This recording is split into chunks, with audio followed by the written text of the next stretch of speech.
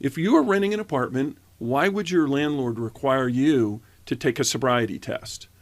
And I would say, well, they wouldn't. They wouldn't have to require that. So why should we require our homeless neighbors to do the same thing? And my response is, because when I apply for an apartment, I'm using my money for the down payment, I'm using my security deposit, I'm using my good credit to protect the landlord from liability that I may cause. But what's happening with HUD's view on how they view participants in homeless assistance programs, the government, in other words, the public is taking on all that liability, but the federal law still is essentially treating those individuals as tenants. And that's one of the big changes happened in 2009. So if I understand you correct, as a tenant with tenant rights, you can't evict me for smoking dope or using drugs. You can't say, oh, that meth is destroying the unit. I can't kick you out? Well, now you can be evicted. You can be evicted for not paying the rent, but remember, a lot of these individuals are covered from an entitlement. You can be evicted for engaging in criminal activity, and you can be evicted for destroying the property. When your objective is to increase the number of people who are stably housed and are keeping in housing, then you're going to have very different program objective goals and outcome measures than if your objective was, how do we help these people become more productive citizens? How do we increase their stability? And let me tell you, there's a whole, we know this for a fact. The California Policy Lab did the largest survey ever.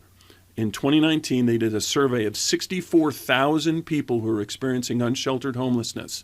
Now, HUD's data suggests that there's probably over like 550,000 people across the country, so 500,000 people who are experiencing homelessness. California Policy Lab did a 64,000 person survey. That's better than 10% of the population of quote-unquote HUD's universe of people who are doing homelessness.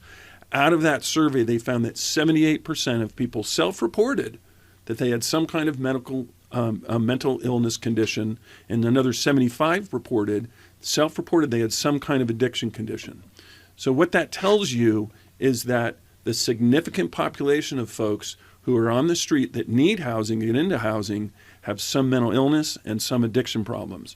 The challenge that we're having is because the federal government, through its regulatory and the requirements for its money, they pay lip service to these folks. And we know that a number of these folks, the untreated, severely mentally ill, the chronically addicted, they're not suited for being in apartments.